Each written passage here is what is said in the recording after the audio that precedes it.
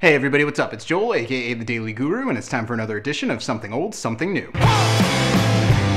Today for Something Old, we're going to check out another of my all-time favorite albums. It's 1985 and the Jesus and Mary Chain's magnificent Psychocandy. To get the music of the Jesus and Mary Chain, you basically need to take the attitude of the Stooges, the vocals and harmonies of the Beach Boys, and the instrumentation and kind of experimental nature of the Velvet Underground, and then you get kinda close. Another way of saying it is there's just no other band in history that sounds quite like these guys, and Psychocandy is an absolute masterpiece. This album is all about mood, from the distorted vocals to the amazing level of feedback, to just the overall volume. Everything is perfect. Psychocandy really knows no peers musically, but at the same time you can see countless bands that borrowed from the style that this album put into place. Perhaps the biggest factor that separates the music of Jesus and Mary Chain from that of their peers is the fact that the band is always able to retain a perfectly gloomy, melancholy mood, yet at the same time every single one of these songs has a clear pop appeal to it. It's the fact that with even the smallest change in pitch or tone, they can completely shift the song's overall mood or focus, and that is a testament to their amazing level of talent as musicians. Add to this the phenomenal vocals of Jim Reid you find all across the album, and in every single way, this record simply knows no peers. Whether it's due to the moods, the music, or the magnificent singing, I cannot say enough what an important and outright extraordinary record Psychocandy is, and if it doesn't have a prominent place in your music collection, you need to change that right now. Thank me later.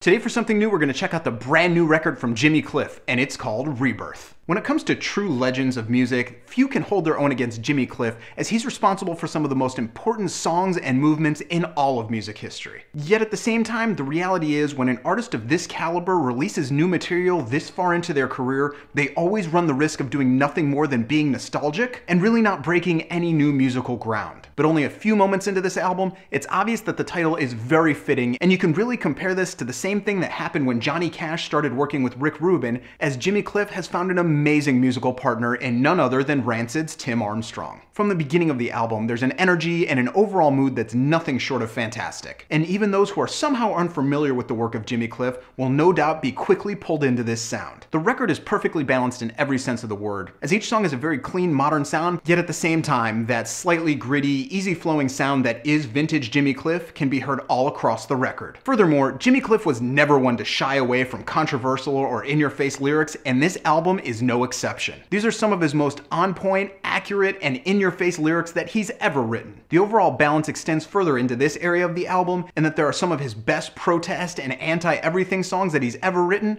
but at the same time there's an ample amount of chilled-out, laid-back music that bring out the vintage reggae sound. The music even delves into a deep soul, almost Motown sound on the track Outsider, and Jimmy Cliff's covers of The Clash's Guns of Brixton and Rancid's Ruby Soho hold up in their own unique way. So to all of you who think that the reggae genre is a thing of the past, you're just plain wrong. And whether you're a huge fan of the reggae genre or all you know is Bob Marley, you absolutely have to check out Jimmy Cliff's Rebirth, because on the Buy It or Borrow It, it's a 100% buy it. So that's what I got for you guys today. I hope you dug it. If you did, go ahead and click subscribe, leave a comment, click like, whatever you want to do. Go ahead and follow me on Twitter, Facebook, and Tumblr right here, and I'll see you guys again tomorrow.